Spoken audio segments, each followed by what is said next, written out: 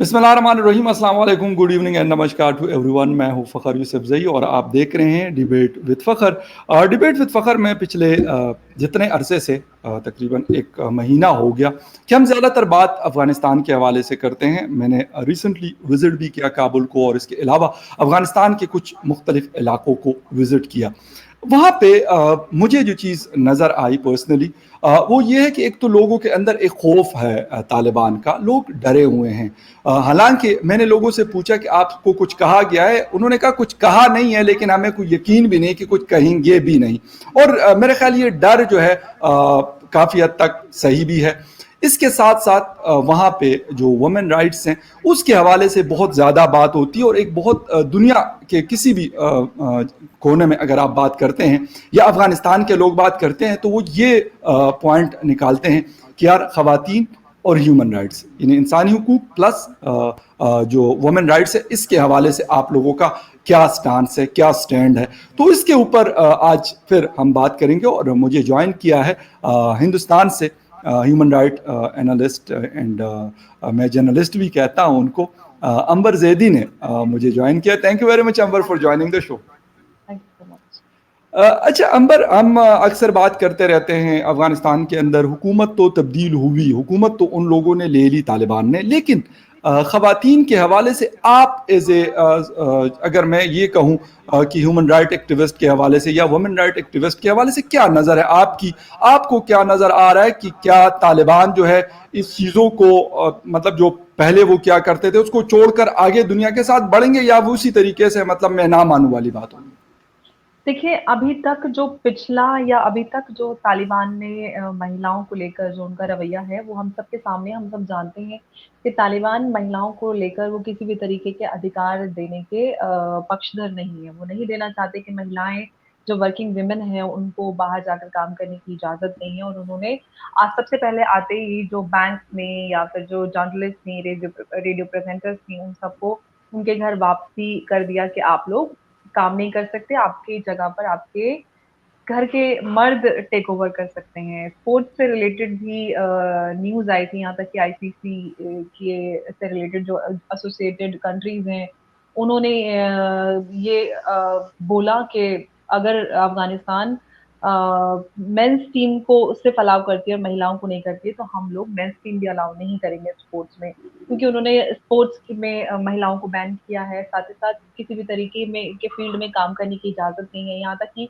Universities को भी gender based उन्होंने सेग्रीगेट करने का अनाउंस किया था। और इनफैक्ट कुछ फुटेज भी सामने आई थी जिसमें पर्दा लगाकर औरत और आदमी कॉलेज यूनिवर्सिटी में बैठे हुए थे।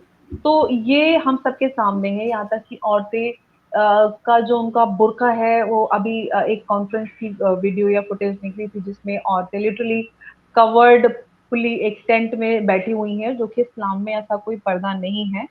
और इस्लाम के नाम पर वो एक अपनी एक रूढ़िवादी सोच को जो बढ़ावा दे रहे हैं, इसको रोकना बहुत ज़रूरी है। और वो हम सब एज़ कंट्री, जो दुनिया भर में अलग-अलग कंट्रीज़ हैं, वो उन्हीं के चलते हो सकता है। अगर वो लगातार तालिबान पर प्रेशर बनाएँगे महिलाओं के अधिकारों को लेकर, तभी आगे जाकर उनमें कुछ सुधार की उम्मीद की जा सकती है। वरना जिस तरीके से वो जिस राह पे चल रहे हैं, वो एज़ इट इज़ लोगों से अपनी पॉलिटिकल एक्सेप्टेंस चाहते हैं कि डिफरेंट कंट्रीज़ उनको पॉलिटिकल एक्सेप्टेंस दे दें, बिना औरतों के हुकूक दिए। तो हम सब की, चाहे वो हिंदुस्तान हो या और कंट्रीज हो जो यूएन के उसमें आती हैं, यूएन का भी ये जिम्मेदारी है कि वो महिलाओं के अधिकारों को लेकर लगातार तालिबान पे प्रेशर बनाए, ताकि आगे जो अफगान विमेन है उनके अधिकारों को सुरक्षित किया जा सके। अच्छा अंबर, एक चीज़ आपने बिल्कुल बात की, मैंने खुद उस्ताद रब्बानी यूनिवर्सिटी काबुल के अंदर वहाँ पे ये प्रोटेस्ट ऑर्गेनाइज करवाया गया तालिबान की तरफ से कि हम एक प्रो तालिबान रैली वहाँ पे ख़वातीन निकालना चाहती है। मैं पर्सनली उसको कवर करने के लिए गया, और मेरे ख्याल से कोई 200 के आसपास लड़कियां होंगी, और मतलब उनको ऐसे कवर्ड थी कि बिलीव मी कि हम मतलब खुद मेरे घर वाले जो है पश्तून जो हम ट्राइब्स हैं, हम लोग करते हैं, मतलब चादरें हमारी माएँ बहनें वो उड़ती हैं, लेकिन ये वाला मतलब जो मैंने देखा इवन अफगानियों से मैंने पूछा, मैं कि यार ये वाली चीज आप लोगों ने, तो मुझे वहां अफगान जर्नलिस्ट, वहां पे फीमेल जर्नलिस्ट भी एक दो मुझे मिली जो इंटरनेशनल मीडिया की तरफ से आई हुई थी, अफगानी। उन्होंने मुझे कहा कि भाई ना तो हमारे कल्चर में कभी इस तरह का बुर्का रहा है, ना हमने कभी देखा, ना अपने किसी बड़ों से सुना है। अच्छा, उनसे किसी को बात करने की इजाजत नहीं थी, बाकायदा उसको मेरे ख्याल 100 मीटर में घुमाकर और वापस यूनिवर्सिटी के अंदर घुस के, और मीडिया पूरा वहां पे अलाउ था। मेरे ख्याल से दुनिया के जितने भी बड़े टीवी चैनल, अखबार आते हैं, सब के सब वहां पे मौजूद थे, इंक्लूडिंग मी। लेकिन उसके अगेंस्ट जब हम ये देखते हैं कि आपके अगेंस्ट अगर कोई बात करता है तो उसके ऊपर आप लोगों को डंडे मारते हैं, तो ये उसके ऊपर भी सवालात बहुत सारे लोगों ने उठाए। और बहुत सारे, मैंने न्यूयॉर्क टाइम का एक आर्टिकल पढ़ा, उसके गार्डियन का पढ़ा, उन्होंने कहा कि यार इस तरह की चीजें आप कोशिश तो करते हो, लेकिन जब तक आप बैलेंस नहीं करते तो लोग आपको मानते नहीं हैं। और उसके ऊपर डेमोक्रेटिक वैल्यूज बहुत इंपॉर्टेंट है। आप एक कंट्री की बागडोर संभालने वाले हैं, जब तक आप डेमोक्रेसी, लोगों का कंसेंट, लोगों का पार्टिसिपेशन नहीं समझेंगे, या कोई भी आपके यहाँ आया है, चाहे वो इंटरनेशनल मीडिया है या आपके वहाँ के जो रहने वाले लोग हैं, वहाँ के बाशिंदे हैं, उनके ही हुकूक की बात हो, तो उनको ये समझना होगा कि सिर्फ आप तानाशाही से सरकार नहीं चलती है या कोई भी कंट्री नहीं चलती है। जो रूढ़िवादी सोच तालिबान रखता है, आपने खुद वहां पर अभी विजिट किया है, आपने खुद वहां पर जाके देख लिया कि वो सिर्फ अपनी बात रखते हैं और वो कोई काउंटर आर्ग्यूमेंट या कोई क्रिटिसिज्म, हेल्दी क्रिटिसिज्म एक्सेप्ट नहीं कर रहे हैं, चाहे वो महिलाओं को लेकर हो या कोई मीडिया भी सवाल करते हैं तो वो उनसे अलग तरीके का रवैया अख्तियार करते हैं या उनके साथ मिसबिहेव करते हैं। तो बहुत सारी चीजें हैं जिसको लेकर सवाल उठते हैं और हम सबको जरूरत है कि उस पर लगातार सवाल करते रहें और प्रेशर बनाने। यहाँ तक कि हिंदुस्तान में इनफैक्ट जो आपने कल्चर की बात की, बुर्के की बात की, तो अभी ट्विटर पे ट्रेंड भी कर रहा था, जो ट्रेडिशनल अटायर होता है अफगानी, वो बहुत सारी महिलाएं पोस्ट कर रही थी लेडीज ट्विटर पे। तो बहुत जरूरी है कि जो अफगानी कल्चर है ओरिजिनल, उसको भी सेव किया जा सके, क्योंकि ये ना तो ये इस्लामी लिबास है, इस्लाम में ऐसा कोई ड्रेस कोड ही नहीं है, कोई डिफाइन नहीं है कि एक मुसलमान आदमी या औरत ये पहनेगा। ये तो कल्चर होता है आपके देश का, जहाँ कहीं भी रहते हैं, हर जगह का मुसलमान, हिंदुस्तान में मुसलमान औरतें साड़ी भी पहनती है, सिंदूर भी लगाती हैं और अलग अलग करती हैं। यहाँ तक कि आप इंडोनेशिया चले जाएं या फिर और बहुत सारे कंट्रीज हैं, आप टर्की चले जाएं या फिर सऊदी में, ईरान में, अलग अलग तरीके का उनका ओढ़ने का, पहनने का ढंग होता है। तो हमें बहुत जरूरी है समझना कि हम कल्चर और रिलीजन को मिक्स ना करें। और दूसरी बात कि जो लगातार हम लोग बात कर रहे हैं कि उनको, उनके अंदर जो इम्प्रूवमेंट करना है, आप खुद देख चुके हैं, आप विजिट कर चुके हैं और हम लोग तो यहाँ पे जानते ही हैं, क्योंकि हमारे यहाँ बहुत सारे अफगानी फैमिलीज ऑलरेडी पहले से थी और अभी भी, अभी जब से काबुल टेक ओवर किया है तालिबान ने, उसके बाद भी आई हैं। मैं बहुत सारे लोगों से लगातार मिल रही हूँ, तो बहुत सारी ऐसी चीजें हैं कि लोग उनको एक्सेप्ट नहीं कर पा रहे। आज जबकि महिलाएं, औरतें हर फील्ड में अपना नाम प्रूव कर रही हैं, खुद को साबित कर रही हैं, उस वक्त में, उस दौर में तालिबान महिलाओं को घर में कैद करके रखना चाहता है, उनको किसी भी तरीके का अधिकार नहीं देना चाहता। उनकी पॉलिटिकल रिप्रेजेंटेशन उन्होंने बिल्कुल नील कर दी, उनको अलाउ ही नहीं किया। उनके कैबिनेट में जो उन्होंने लिस्ट जारी की थी उसमें कोई भी महिला नहीं है। आप उस पर सवाल नहीं कर सकते, मीडिया के सवाल नहीं ले रहे, तो ये अलग ही दिखता है कि वो किस तरीके की मानसिकता रखते हैं। और जो सब लोग सवाल उठा रहे थे वो गलत नहीं है, ऐसा नहीं है। साथ में सिर्फ पाकिस्तान उनके सेलिब्रेशन में शामिल है, पाकिस्तान उन्होंने अपना दूर का दोस्त भी साथ में ले गए, साथ में अफगानिस्तान। तो ये अलग ही तरीके की चल रही है, जो कि मुझे लगता है तालिबान को भी पसंद नहीं आ रहा होगा कि वो पाकिस्तान अब खुद क्रेडिट लेने की कोशिश कर रहा है। तालिबान ने जो जंग जीती है सपोजिटली, तो वो खुद पाकिस्तान खुद को जबरदस्ती उसमें शामिल करके शाबाशी दिलाने की कोशिश कर रहा है। नहीं, ये बात आपकी बिल्कुल, ये बात अंबर आपकी बिल्कुल सही है। वो बार बार ये बात कह रहे हैं कि भाई जंग हमने लड़ी, आप खामखा का मतलब उसमें हिस्सेदार बनने की कोशिश ना करें, कि मतलब जो क्रेडिट हमें मिलना चाहिए वो आप ले रहे हैं। दूसरी बात, आपने क्वेश्चन उठाने का कहा, ज़बीउल्लाह मुजाहिद की प्रेस कॉन्फ्रेंस को मैं कवर कर रहा था, वहां पे मेरे ख्याल में न्यूयॉर्क टाइम के एक जर्नलिस्ट थे और गालिबन चैनल 4 यूके की एक जर्नलिस्ट थी, बाकायदा खवातीन, और फ्रांस 24 वाले ने ये सवालात उठाए, मतलब ज़बीउल्लाह से नहीं, मतलब मुख्तलिफ जगहों पे मैंने उनके ये क्वेश्चन सुने। उन्होंने कहा कि यार ख़वातीन के बगैर आप सोसाइटी को कैसे लेके जाते हैं, या ये आप जो अभी बुर्का बरदार प्रोटेस्ट करवा रहे हैं प्रो तालिबान, तो ये कैसे आप कह सकते हैं कि ये आपके पूरे अफगानिस्तान की ख़वातीन की रिप्रेजेंटेशन है? उन्होंने कोई जवाब नहीं दिया इसका। स्पॉन्सर्ड, आप उनको कह सकते हैं स्पॉन्सर्ड एजुटेशन या सपोर्ट में लेकर कुछ औरतों को लेके आना, या उन बुरखों में कौन है कैसे पता चलेगा, क्योंकि वो इतनी ज्यादा कवर्ड हैं, आंखें भी नहीं दिखाई दे रही, तो कैसे पता चलेगा उन बुरखों में औरतें हैं, आदमी है, या जिन है, भूत है, या बुरके कुछ चल रहे हैं, टेंट है, क्या है उसके अंदर, रोबोट है, नहीं पता।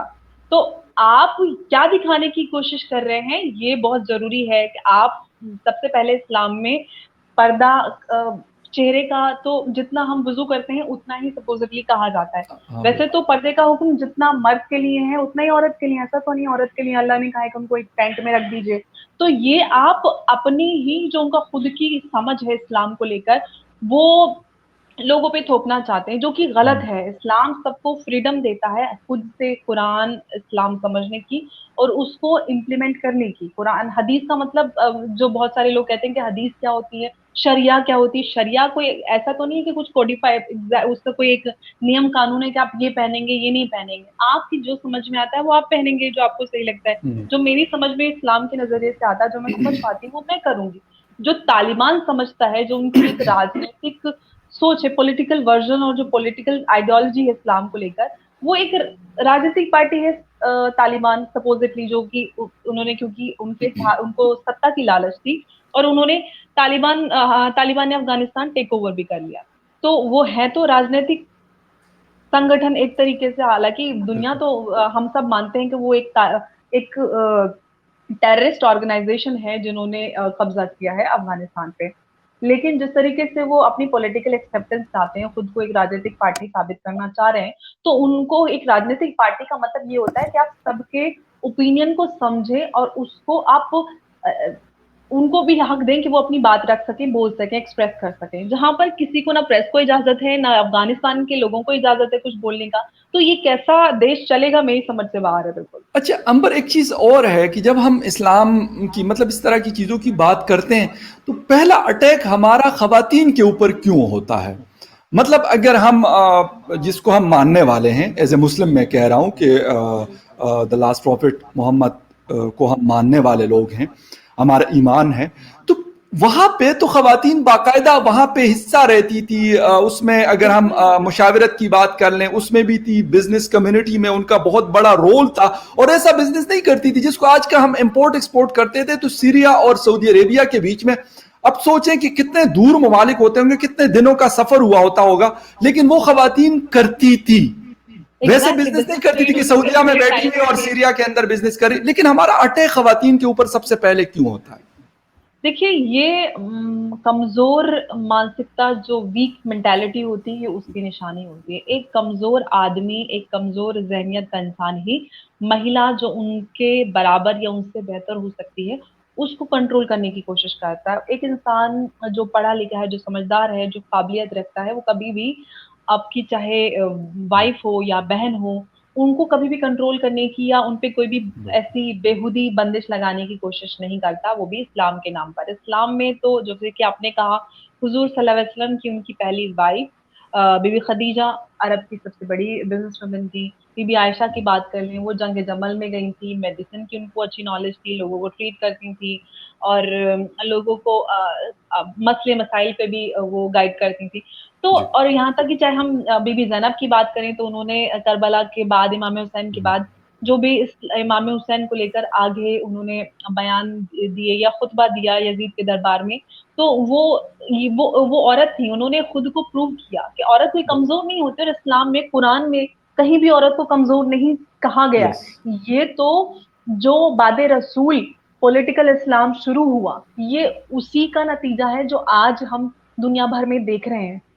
जो इस्लाम को मानने वाले हैं, असलियत इस्लाम की, जो रूहानी इस्लाम जिसे बोलते हैं, जो असल इस्लाम है, उसको तो वो कह देते हैं कि ये तो गलत है, ये तो शिर्क है, ये तो बिदत है, ये तो इस्लाम नहीं है। यहाँ तक कि मुझसे बहुत सारे लोग बोलते हैं कि अरे, जैदी नाम रख लेने से, आप जिनके नाम चौधरी या भट्टी है, वो मेरे को बोलते हैं कि आप जैदी रख लेने से कोई मुसलमान थोड़ी हो जाते हैं, जो खुद औरंगजेब की तलवार के नीचे मुसलमान बने, वो मुझे बोलते हैं कि आप मुसलमान नहीं हैं। तो ये बड़े हँसी वाली बात होती है कि भई इस्लाम क्या है ये बताने का हक मैं रखती हूँ, आप नहीं, क्योंकि मैं डीएनए से मुसलमान हूँ। आप तो औरंगजेब की तलवार के नीचे मुसलमान बने।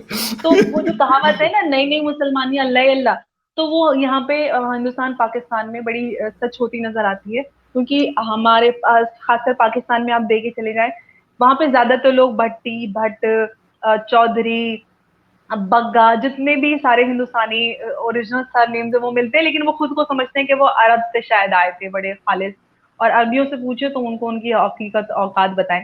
बहुत जरूरी है कि हम असलियत को एक्सेप्ट करें, जो हाँ रियलिटी है, जो आपकी पहचान है, जो हमारा कल्चर है, उसके साथ हम जिएंगे तो हमें इज्जत मिलेगी। हम झूठी पहचान के साथ, या खुद को कहते हैं कौवा चला हंस की चाल अपनी भी भूल गया, तो वही होता है। बिल्कुल आप कौवा है तो कौवे बन के रहिए, तो आपको कौवे बिल्कुल वाला सही। सम्मान मिलेगा। अच्छा तो अंबर एक चीज़ और है मतलब कल परसों बल्कि सुबह को एक फ़्लाइट गई वहाँ पे काबुल एयरपोर्ट पे जी। पीआईए की। तो वहाँ पे उन्होंने कहा कि यहाँ पे शायद कोई मेरे ख्याल 53 या 55 फीमेल काम किया करती थी काबुल एयरपोर्ट के अंदर। जी। उसमें से 8 को उन्होंने अब अलाउ किया है, लेकिन उसके साथ कंधार की एक गायनी स्पेशलिस्ट है जिसके ऊपर मतलब जिसके घर पे ये लोग गए हैं और वहां पे उसको मतलब बकौल उनके कि बड़ा मतलब एक उनको हैरेस किया गया है और घर वालों से शायद मारपीट भी उसकी हुई है, क्योंकि मतलब इतलात ऐसी आ रही है, क्योंकि हम खुद वहां पे नहीं है हमें, लेकिन जो भी खबरें आती है तो इस तरीके से सोर्सेस के जरिए आती है। तो उन्होंने कहा कि मैंने तो यहाँ पे 20 साल यहाँ खवातीन की खिदमत की, शायद he is the only gynae specialist in Kandahar, और उसको कहा कि आप यार घर में बैठ जाओ। तो मतलब ये तो एक नेचुरल प्रोसेस है, ये कोई मत तो उनसे नहीं हो सकता पूछे ना। कि जो औरतें, अगर किसी को डिलीवरी होनी है, किसी के यहाँ विलादत एग्जैक्टली होनी है, तो वो कौन यस कराएगा? आप बिल्कुल पर्दे की बात करते हैं, आंखें खोलने की भी इजाजत बिल्कुल नहीं देते, तो डिलीवरी कौन कराएगी का बच्चों की? तो ये यस जाहिल लोग हैं जिनको दुनिया की ह्यूमन वैल्यूज की, ह्यूमन राइट्स की समझ नहीं है। उनके हाथ में एक कहते हैं आतंकवादी, तो आतंकवादी होता है, वो आतंकवादी कर सकता है, वो सत्ता नहीं चला सकता, लोगों को उनके अधिकार नहीं दे सकता। आतंकवादी संगठन से, ग्रुप से आप क्या उम्मीद कर सकते हैं? हम लगातार यहाँ पर, चाहे अफगानी जर्नलिस्ट हो, टीचर हो, यहाँ तक कि आपने एक खातिरा एक लेडी है, उनका नाम सुना होगा, जिनको अफगान में तालिबानियों ने आंखें उनकी छीन, उनकी बिल्कुल आंखें चली गई थी। मैं उनसे अभी मिली थी पिछले दिनों। उनकी आंखों की अभी भी सर्जरी चल रही है, क्योंकि उनकी आंखों में बहुत दर्द है, दोनों आंखों की रोशनी चली गई है। उनकी छोटी सी बच्ची है बाहर, जिसकी विलादत भी यहाँ हिंदुस्तान में हुई है, क्योंकि जब उन पे हमला हुआ तो वो प्रेग्नेंट थी कुछ महीनों की। यहाँ पर आके हिंदुस्तान में उनका इलाज हुआ। उनकी आप जुबानी सुनिए, मैं तो बहुत सारे ऐसे लोगों से मिल रही हूँ जिन्होंने सारी चीजें एक्सपीरियंस की है। उनके 5 बच्चे अभी अफगानिस्तान में ही हैं, उनके देवर और उनकी सास ससुर के साथ में। उन लोगों का जी अभी तक कोई पता नहीं है। 2 हफ्ते से ज़्यादा हो चुके हैं, अब तक नहीं पता है कि वो लोग कहाँ पे हैं, उनका नंबर बंद है। उनके घर पे लगातार हमला किया जा रहा था, उनको अटैक किया जा रहा था, धमकियाँ मिल रही थी कि उनको बुलाओ, उनको वापस बुलाओ। और बच्चे उनके इतने डरे हुए थे कि वो कह रहे थे कि हमें यहाँ से बुला लीजिए, लेकिन उससे पहले ये सारी चीज़ें हो गई और उनका अभी कोई आता पता नहीं है। तो ऐसे बहुत सारे लोग हैं। एक और है शाहीन, जर्नलिस्ट, उनका पूरा चेहरा ही बिगड़ा हुआ है, जो तालिबान ने उन पे हमले किए। यहाँ तक कि अभी भी लगातार जो जर्नलिस्ट हैं, डॉक्टर्स हैं, टीचर्स हैं, या सरकारी पुलिस में, यहाँ भी अपने उसके, एक तो ये खातिरा थी पुलिस ऑफिसर, वो बता रही थी खुद, उन्होंने उनकी जबानी बताई हुई है कि वो महिलाएं जो, जिनके शौहर या भाई बाप जंगों में शहीद हो गए, उन लोगों को, उन औरतों को आइडेंटिफाई करके वो सेक्स स्लेवरी के लिए ले जाते थे। तो उसको रोकने के लिए काम कर रही थी, इसलिए इन पे ये अटैक हुआ। ऐसे ही एक और अभी अफगान पुलिस की एक लेडी थी, जिनपे अभी पिछले दिनों उनको, उनके फैमिली के सामने उनको जान से मार दिया गया। तो ऐसे अनगिनत वाकये हैं जिसमें औरतों के साथ जुल्म हो रहा है, उनको उनके घरों को मार्क किया जा रहा है, और उनको सेक्स स्लेवरी के लिए जो औरतें, खासकर जो आपने देखा होगा, जो बहुत सारी औरतें सड़कों पर उतरी थी पिछले कुछ दिनों अफगानिस्तान में, तो ज्यादातर औरतें ये वो लोग हैं जिनके फैमिली में अब उनके बाप भाई घर वाले नहीं है, जो जंगों में शहीद हो चुके हैं। उनके पास खोने के लिए कुछ नहीं, वो सब कुछ खो चुकी हैं, वो इतनी ज्यादा बेखौफ हो चुकी हैं। अब उन्हें क्या खोएंगी, अब बताइए। जिनके घर में ना भाई है, ना बाप है, ना शौहर है, बिल्कुल उनको लावारिस छोड़ दिया गया है। उनके पास आगे या तो सेक्स डिलीवरी का ऑप्शन है, या फिर वो अपने हक के लिए खड़े होकर बहादुरी से सामना करें, या फिर बहादुरी से मर जाएं। बेहतर यह है कि आप इज्जत की मौत मरें ऐसे जालिमों के आगे अपनी इज्जत गंवाने से। या इस्लाम के नाम पर आप सेक्स स्लेवरी को जायज ठहरा देते हैं। आप इस्लाम के नाम पर औरतों का अल्लाह अकबर कह के कत्ल अच्छा, कर देते हैं। वही लोग हैं जिन्होंने करबला में इमाम हुसैन का कत्ल किया था अल्लाह अकबर कह के। तो वो बिल्कुल। बदला नहीं है, वो बादे रसूल जो शुरू हुआ वो आज तक वही चल रहा है। अच्छा अंबर, एक चीज और है। उस दिन उस प्रेस कॉन्फ्रेंस में जबीउल्लाह मुजाहिद जो इनके स्पोक्स पर्सन हैं, उन्होंने कहा कि जो खवातीन काबुल के अंदर निकली हैं, मेरे ख्याल में उनकी तादाद इतनी नहीं थी, शायद 35 या 40 जी जी, के आसपास हाँ, लोग निकले कुछ होंगे। कुछ ही लिमिटेड क्योंकि मैं औरतें थी। था वहां पर, मैंने कवर नहीं किया, लेकिन मैं वहां पर था उस एरिया में, क्योंकि वो नहीं छोड़ रहे थे किसी को उसको कवर करने के लिए। अगर आप मोबाइल फिर भी निकालते थे तो पिक्चर पिक्चर बाहर आई थी काफी चीज बिल्कुल बिल्कुल न्यूज़ में। बिल्कुल, क्योंकि कुछ मीडिया वालों ने कवर किया था, जिसमें से एक मेरे तुर्की के जानने वाले जिस ऑर्गेनाइजेशन के साथ काम करते थे, उसके कैमरामैन को भी मतलब कुछ वो किया था, मार पड़ी थी उसको। तो उसने कहा कि इनको बाकायदा दूसरे ममालिक के लोग पैसे देकर और इनको जिसे हम कहते हैं कि वरगला कर हमारे खिलाफ खड़ा कर रहे हैं। तो क्या हाँ मतलब जी। आपको नजर आता है कि इस तरीके से भी कोई चीज हो सकती है, या हम ये सोच सकते हैं कि आज के दौर में हम सोसाइटी को हम कहें कि सिर्फ मर्द चला लेंगे, खवातीन को हम बिल्कुल ही माइनस कर लें? इज इट पॉसिबल, मतलब 2021? एग्जैक्टली वही है। बहुत सारे लोगों से मेरी बात होती है, वो यही है जो तालिबान को करीब से देख के और एक्सपीरियंस करके आए हैं या कर चुके हैं पहले। तो वही है कि जब तक वो महिलाओं को अधिकार नहीं देते तब तक तो उनको पॉलिटिकल एक्सेप्टेंस दुनिया भर में कहीं से नहीं मिलने वाली है। चाहे यूएन हो या फिर दुनिया भर के जितने भी ममालिक हैं, उन्होंने सबने तालिबान को आतंकवादी संगठन घोषित किया है। यूएन ने किया है, अलग अलग मुल्कों ने भी किया है। तो ये बात सच्चाई है, क्योंकि आप देखिए वो खास जो कुछ मजहब है शिया या हजारा को लेकर उनका क्या सोच है, वो हम सबके सामने। अभी कुछ दिन पहले स्कूली बच्चों पे जो हमला पे उसमें ज्यादातर शिया बच्चे थी। यहाँ पर आप फिर आप बात करें गुरुद्वारे पे हमला हुआ था, या आप एक जो बच्चों की नर्सरी है मैटरनिटी वार्ड में उस पे हमला हुआ था। ऐसे तरीके की आप ऐसे लोगों से क्या उम्मीद कर सकते हैं कि उनको ह्यूमन वैल्यूज या राइट्स पता हो जो मासूम बच्चों को ना बख्शें। तो ये इस्लाम तो नहीं है। इस्लाम में तो ये है कि आप दुश्मन को भी पानी पिलाइए, वो है इस्लाम का किरदार। ये इस्लाम नहीं है, ये टेररिज्म है, ये पॉलिटिकल इस्लाम है जिसको लोग बढ़ावा देते हैं। चाहे पाकिस्तान हो, सबसे ज्यादा इसके पीछे पाकिस्तान का हाथ रहा है। जैसे कि आप सब देखिए कि लगातार पाकिस्तान के आपके काफी लोग वहां पे लगातार जा रहे हैं और खुद उसमें अपने आप को बहुत बहादुरी का वो खुद ही सर्टिफिकेट देने की कोशिश कर रहे हैं। तो पाकिस्तान का इसमें बहुत बड़ा हाथ रहा है। पाकिस्तान के लिए खुद के लिए खतरा हो सकता है, क्योंकि पाकिस्तान भी उसी डगर पे चल रहा है। वहां पे भी लगातार इसी तरीके के इंसिडेंट्स आ रहे हैं। औरतों को वहां पे भी लगातार इस्लाम के नाम पर घरों में महदूद करने की कोशिश की जा रही है। तो जो जिस जिस मकसद से इस्लाम बनाया गया था, वो पाकिस्तान बनाया गया था सपोजिटली नहीं अंबर, धर्म की आजादी। मतलब मैं ये मेरा सवाल ये है कि हम माइनस कैसे कर सकते हैं सोसाइटी में से मैं खवातीन और वही मर्द बोल रही दोनों? हूँ कि जब तक कैसे पॉसिबल है कि इस मॉडर्न दौर में हम कहें कि एयरपोर्ट है, वहां पे ये खवातीन तो ड्यूटी पे होती है, हॉस्पिटल है, बैंक है, टेलीकम्युनिकेशन का इदारा है, यूनिवर्सिटी है, स्कूल कॉलेज, कोई भी आप जगह सऊदी देखिए, सऊदी को पॉसिबल ही कहा नहीं है जाता ना। है ना, देखिए अब सऊदी को पहले ये कहा यस, जाता था कि सऊदी में महिलाओं को अधिकार नहीं दिए जाते। बिल्कुल आप रिटेल आउटलेट्स पे चले जाएं, एयरपोर्ट पे चले जाएं, हॉस्पिटल्स में चले बिल्कुल जाएं, हर जगह औरतें मिलती हैं और उनको बिल्कुल। इतनी रिस्पेक्ट मिल रही है कि उनको कोई टच नहीं कर सकता, या उनसे महिलाओं को लेकर काफी वहां पर उनके अधिकार भी मिल रहे हैं, चाहे वोटिंग राइट बिल्कुल हो या फिर ड्राइविंग राइट हो। और सऊदी अरेबिया अब तरक्की की तरफ जा रहा है, चाहे यूएई हो, सऊदी हो। तो उनका जो अब ह्यूमन राइट्स को लेकर या खासकर विमेन राइट्स की बात करें तो वो खुद को बदल रहा है।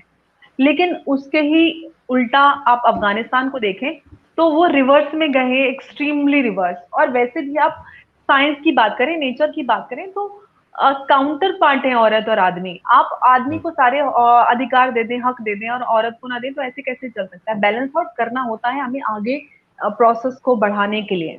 तो जब ठीक। तक तालिबान इस चीज को एक्सेप्ट नहीं करेगा और औरतों को उनके अधिकार नहीं देगा, तब तक उनको पॉलिटिकल एक्सेप्टेंस तो बिल्कुल नहीं मिलने वाली है दुनिया भर में ओके। किसी भी मुल्क से या फिर यूएन से। और लगातार वो तशद्दुद कर रहे हैं औरतों पे, लगातार वीडियोस आ रही हैं सामने, अपडेट्स आ रहे हैं। तो आप इस हकीकत को भी नहीं बदल सकते। तो जो उनकी मानसिकता है, जो उनकी सोच है, वो तो बदली ही नहीं जा सकती। कोर मेंटालिटी ठीक। उनकी ये है, वो औरतों को किसी तरीके का अधिकार देने की पक्षधर ही नहीं है, तो आप उनसे कैसे उम्मीद कर सकते हैं? अच्छा अंबर, एक आखिरी सवाल ये है कि मतलब एज ए फ़ीमेल आप वहाँ पे अफ़गानी ख़वातीन से भी मिली, मेरी भी कुछ मतलब राब्ते रहे हैं। मैं परसों जब बॉर्डर पे आ रहा था तो मुझे वहाँ पे कुछ ख़वातीन मिली। मतलब हर किसी के अपने अपने पॉइंट ऑफ व्यू थे, और मैं कहता हूँ अलग अलग स्टोरीज थी हर किसी की अपनी। एक डर, खौफ, मैं वही बार बार कहता हूँ कि शायद ये सबसे ख़तरनाक चीज़ है कि उसके अंदर डर क्यों है, उसको ये डर क्यों दिया गया है। मतलब आप इस किस्म के एक्शंस क्यों करते हैं कि वो डर खत्म नहीं हो रहा उन खवातीन का।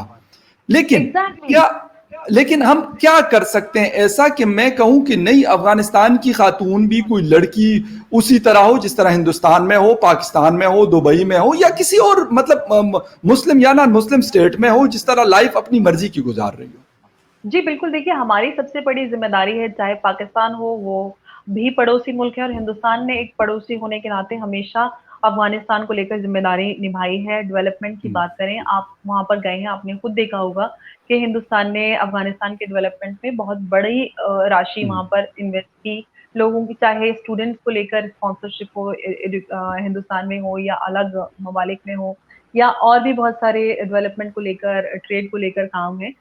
तो वो सामने है। लेकिन पाकिस्तान ने क्या किया, एक पड़ोसी होने के नाते, वो भी रिजल्ट सामने है, आज तालिबान ने टेक ओवर कर लिया है। तो आप एज कंट्री भूल जाइए, हमें एक इंसान होने के नाते जो अफगानिस्तान की औरतें हैं, उनके लिए लगातार आवाज उठानी है, और ना कि सिर्फ हिंदुस्तान को ही, बाकी और जो मुल्क हैं, और खासकर यूएन, यूएन की को लेकर की जो जिम्मेदारी है, उसको लेकर कहीं ना कहीं सवाल खड़े उठते हैं। क्योंकि आप देखिए, जब कश्मीर में 370-35A एब्रोगेट हुआ था, उसके बाद तो उन्होंने डेलीगेशन भेज दिया था फटाफट। आज तक यूएन की तरफ से कोई कार्यवाही होती नजर नहीं आई है अफगानिस्तान को लेकर। तो यहाँ पर भी सवाल खड़े उठते हैं, और जो भी जिम्मेदार मुल्क हैं, जिनने भी तालिबान को आतंकवादी संगठन घोषित किया हुआ है, और हम सब जानते हैं, उन सब की जिम्मेदारी है कि लगातार हम अफगानिस्तान के लोगों के लिए, अफगानिस्तान की औरतों के लिए, खासकर उनके लिए आवाज उठाते रहें, ताकि तालिबान पे प्रेशर तभी बन सकता है। उनके पास कोई पैसा तो है नहीं कि वो किस तरह सरकार चलाएंगे या मुल्क चलाएंगे। तो एक रास्ता यही है कि आप उन पे लगातार प्रेशर बनाएं, ताकि वो हार कर, थक कर, मजबूरी में ही सही, ये बात मान जाएं कि उनके पास कोई रास्ता नहीं है सिवाय दुनिया भर के साथ चलने से। आप कदम से कदम मिलाकर चलेंगे तो ही आप चल सकते हैं। अगर महिलाओं को आप हुकूक नहीं देंगे, तो दुनिया भर में आपको कोई पॉलिटिकल एक्सेप्टेंस नहीं देने वाला है। बिल्कुल अंबर, यही बात मेरी इत्तेफाक है कि मतलब 3-4 मिनिस्टर्स से मेरी जब बात हुई, या उनके ऑफिस के लोग, जिस तरह सेक्रेटरी लेवल के लोग होते हैं, तो उनको ये बात बड़ी क्लियर है कि अगर हम ये चीजें अपने हिसाब से लेके चलेंगे तो दुनिया में हम बिल्कुल ही अकेले खड़े होंगे, जिस तरह अभी फिलहाल वो हैं। ठीक है, चाइना से कुछ सपोर्ट है, पाकिस्तान से कुछ सपोर्ट है, लेकिन इतनी नहीं है कि उससे आप मुल्क चला सकें। एग्जैक्टली। वो देखिए, पाकिस्तान अपना मुल्क नहीं चला सकता, तो वो मैं कहता हूं, अफगानिस्तान कहाँ से चलाएगा? चाइना से आप थोड़ी बहुत उम्मीद कर सकते हैं कि चाइना इन्वेस्ट कर सकता है, लेकिन फिर भी किसी के इन्वेस्टमेंट से आपकी कंट्री नहीं चल सकती। आपको जब तक पूरी एग्जैक्टली। दुनिया से पॉलिटिकल एक्सेप्टेंस नहीं मिल जाती, और वो एक्सेप्टेंस उसी सूरत में मिल सकती है जब आप महिलाओं को, औरतों को बराबर का हुकूक दें, जो कि अलग अलग ममालिक में एक सिटीजन होने के नाते सबको मिला हुआ है। तो आप इस्लाम के बिल्कुल। नाम पर या अपने टेररिस्ट आइडियोलॉजी आप औरतों पर नहीं थोप सकते हैं। बिल्कुल अंबर, यही बात मतलब मेरे ख्याल में उनको ये अंदर से बड़ी क्लियर है ये बात कि जी। इसके बगैर हम दुनिया में सरवाइव नहीं कर सकते, क्योंकि सर्वाइवल के लिए आपको पैसा चाहिए, और पैसा आपके पास इसी तरह के जो इंटरनेशनल डोनर्स हैं, वर्ल्ड बैंक है, IMF है, या बाकी डोनर्स दुनिया में हमारे मौजूद हैं, अगर वो आपको पैसे देंगे तो आप मुल्क को चला सकेंगे। और अगर नहीं होंगे तो मेरे ख्याल में फिर आप का कब्जा, ठीक है, मतलब आपने बंदूक हाथ में पकड़ी हुई है, आपके पास हर वक्त गन होती है। कब्जा नहीं है। देखिए, लोगों को डरा धमकाकर, हमले कर कर, उनकी जाने लेकर एक टेररिस्ट ऑर्गेनाइजेशन यही कर सकता है। उन्होंने यही किया है। उसको बड़ा बहादुरी का काम कह देना कि अपना मुल्क आजाद कराया है, जहां पर अफगानिस्तानी नहीं मानते उनको कि वो अफगानिस्तानी है। यहाँ पर जितने भी लोग हैं, सब बोलते हैं कि उनकी पश्तूनी जो होती है वो अलग होती है, हमारी जो पश्तून लैंग्वेज है वो बिल्कुल अलग है। ज्यादातर लोग उसमें पाकिस्तान के हैं, जो पाकिस्तान बॉर्डर से आते जाते हैं, जो उस पे नंबर प्लेट जो कार पे चलते हैं वो पाकिस्तानी। तो ये सारी चीजें हैं, ये बहुत बड़ा धोखा हुआ है। आपको हंसी आ रही है, आप ये बात जानते हैं कि वहां पर नहीं नहीं, मैं इस बात पे नहीं हंस रहा हूं। मैं, पता है, मैं एक बात बताता हूं, जब आप किसी मुल्क के अंदर या किसी भी, मैं कहता हूं किसी के घर में आप हद से ज्यादा इंटरफेरेंस शुरू कर देते हैं, तो वो नुकसान उसको तो होता है, लेकिन उसका नुकसान जो है वो आपको भी होता है। मैं पाकिस्तान के हवाले से बिल्कुल ये बात मानता हूं, और मैं अपने मतलब यहाँ पे लोगों को भी कहता हूं कि यार आप लोग छोड़ दें उनको, जिस तरीके से उन्होंने रन करना है। हाँ, ये चीज हम अगर उनकी कोई हेल्प कर सकते हैं, बिल्कुल हमें कर देनी चाहिए। अगर हम, हमारे पास कोई, मतलब हमारी इतनी अगर औकात है कि हम उसमें कर सकें नहीं, कुछ आप थोड़ी। देखिए, पाकिस्तान खुद को इस्लामिक मुल्क बोलता है, या वो इस्लाम के नाम पर कहते हैं कि हिंदुस्तान में कश्मीरियों की उनको बड़ी फिक्र होती है, जबकि चाइना में उग्र मुसलमानों के साथ क्या हो रहा है उस पर पाकिस्तान बिल्कुल खामोश है, बल्कि चाइनीज को लेकर वो बड़ा खुश रहता है और उनको सेलिब्रेट कर रहा है। दूसरी तरफ अफगानिस्तान में आप चले जाइए तो उनको तालिबान तो मुसलमान लगते हैं, लेकिन अफगानिस्तान की औरतें उनको मुसलमान नहीं लगती, जिनको अल्लाह अकबर कह के चौराहे पे उनकी बोलियां लगती हैं, उनको गोली मार दी जाती है, उनको कत्ल कर दिया जाता है। तो ये कैसा इस्लाम है? ये साफ सीधी तौर से राजनीति है। आप इस्लाम के नाम पे सिर्फ और सिर्फ राजनीति करते रहेंगे और आपके पास कोई कश्मीर के अलावा मुद्दा नहीं है। आप कश्मीर कश्मीर करेंगे तो आपको दुनिया भर में से चंदा मिलेगा, आपको चाइना से भीख मिलेगी, तो यही हो सकता है। तो आपका गुजारा सिर्फ कश्मीर के नाम पे, हिंदुस्तान के नाम पे आज भी चल रहा है। हिंदुस्तान ने ही आपको दिया था, आज भी हिंदुस्तान के नाम कश्मीर, पे काम खा रहा है। कश्मीर के नाम पे तो मेरा जो ख्याल है, मैं कहता हूँ कश्मीर के नाम पे तो हमें लूटा जा रहा है, हमें कोई फायदा उसका नहीं है। देखिए, नहीं, अफसोस तो के ये साथ। बात आपको देखिए सब समझनी पड़ेगी ना। ये बात, सबसे पहली बात, कश्मीर पाकिस्तान के पास है ही नहीं।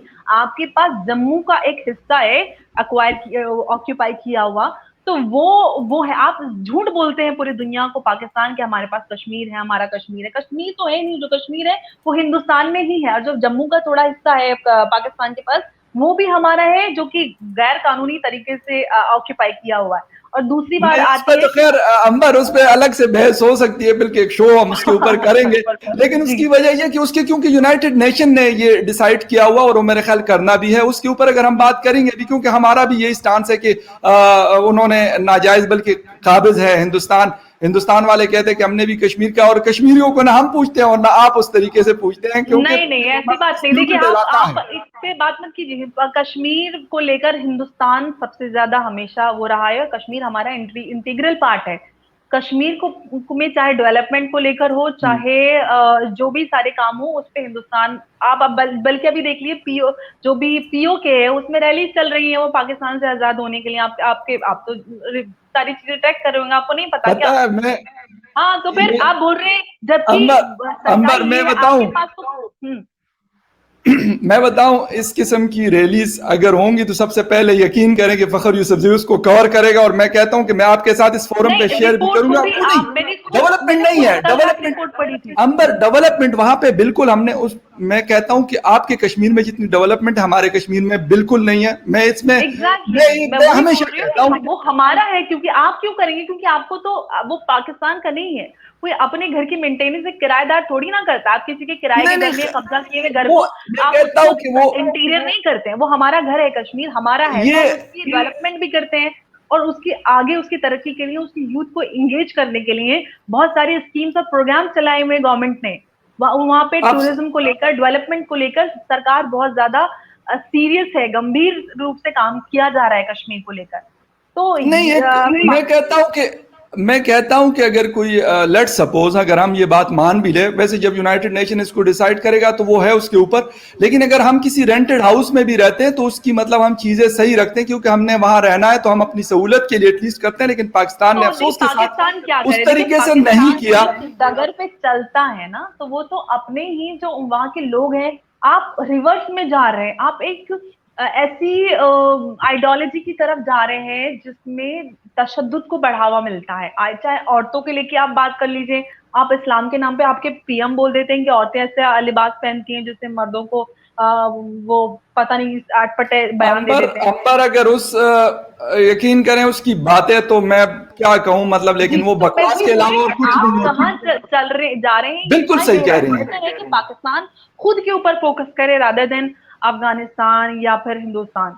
कश्मीर को छोड़ दीजिए और आप अपना काम मेरे कीजिए, ख्याल आप में अपनी तरक्की पे काम कीजिए। हमारा मसला यही है कि हम दूसरे के घर में ज्यादा जानते हैं। अपने घर के ऊपर अगर कोई बात भी करते, कहते हैं देखो यार इसने रॉ से पैसे लिए हुए तब ये इस तरह की बातें कर रहा है, वरना ये इस तरह की बातें वही, करता ही ना। चाइना कि पाकिस्तान के अगर किसी वीकनेस की आप बात करते हैं तो कहते हैं नहीं नहीं यार ये तो किसी का एजेंट है, या मैं इसराइल का एजेंट हूंगा, या पहले इंडियस था, इंडियस तो अब नहीं रही, या फिर मैं रॉ का एजेंट हूंगा या अमेरिकन CIA का एजेंट हूंगा, तब मैं ये वीकनेस की बात करूंगा कि यार ये हमारी कमजोरी है, इसको हमने ठीक करना है। हाँ, कोई बाहर से आके ठीक नहीं कर सकते वहां पर जो भी अपनी माइनॉरिटी के साथ या वहां पर जो आप शिया अहमदिया इन लोगों के साथ करते हैं उस पर कोई बात नहीं करता। वहां के मुसलमानों के साथ जो जुल्म हो रहा है उस पर कोई पाकिस्तानी बात नहीं करेगा। उनको एक ख्याली उन्होंने अपने उसमें बनाया हुआ है कि हिंदुस्तान में मुसलमानों के साथ जुल्म हो रहा है, उस पर सबको बात करनी है, सबको एक्सप्रेस करना है कि जी हमको तो बड़ा दुख है। चाइना के मुसलमानों के लिए नहीं पता, उनको किसी का नहीं पता, बस हिंदुस्तान की फिक्र है।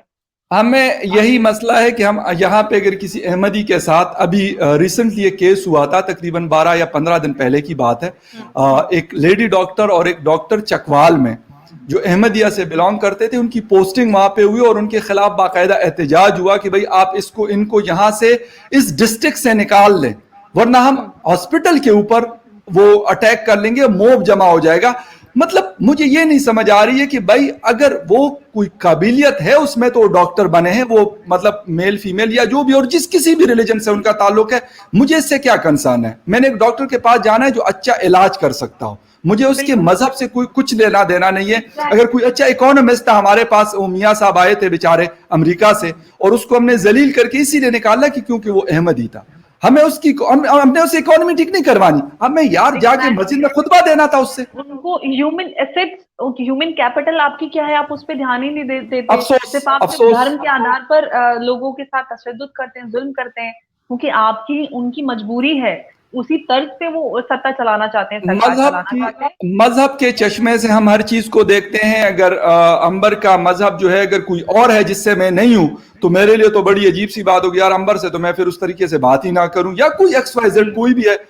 मतलब तो मेरे आगे बढ़ना पड़ेगा, सुधरना पड़ेगा, तभी बेहतरी के रास्ते मुमकिन हो सकते हैं, वरना सब कुछ बेकार है। मुझे वहाँ की पॉलिटिकल पार्टी जितने भी ऐसे मौलाना हैं जो बेतुके बयान देते हैं, चाहे हिंदुस्तान को लेकर हो या फिर किसी एक कम्युनिटी को लेकर हो, तो मुझे उनसे कोई लेना देना है। लेकिन जो पाकिस्तानी आवाम है, मुझे लगता है उनको समझने की बहुत ज्यादा जरूरत है, आवाज उठाने की जरूरत है कि आप सही और गलत को समझें और मजहब के नाम पर ना बढ़कर आप अपने अधिकारों की, अपने हुकूकों की बात करें और सरकार से सवाल करें। बिल्कुल अंबर, मतलब शो हमारा लंबा हो गया लेकिन बातें बहुत सारी हो गई और बहुत अच्छी हो गई, क्योंकि जब तक हम अपने गिरबान में नहीं झांकेंगे, अपने घर को ठीक करने की कोशिश नहीं करेंगे, तो अगला कोई आके ना अमेरिका को उसकी क्या फिक्र होगी, या सऊदिया को क्या फिक्र होगी, या हिंदुस्तान या चाइना या XYZ, किसी को क्या फिक्र लगी है भाई। हर किसी को ये फिक्र है कि हमने अपने घर को सही करना है। अगर वो सही है, उसका निजाम बेहतर चल रहा है, तो मेरे ख्याल में उसके अंदर रहने वाले लोग भी खुश होंगे और सही होंगे, बजाय इसके कि मैं ये कहूं कि नहीं जी हिंदुस्तान ने तो ये कर दिया। ठीक है यार, अगर हिंदुस्तान कोई गलत करता है उसके ऊपर मैं पॉइंट आउट करूं, लेकिन पहले वो गलती अपने घर से मैं खत्म करूं, तब जाके वो अगर मैं उनकी खिलाफ बात करूंगा तो फिर शायद वो असर भी रखती है। अंबर, बहुत अच्छा लगा, बहुत शुक्रिया, thank you very much for joining the show and thank you very much viewers for watching debate with Fakhar Yousafzai. किसी और डिबेट में फिर मिलते हैं, टेक केयर एंड बाय।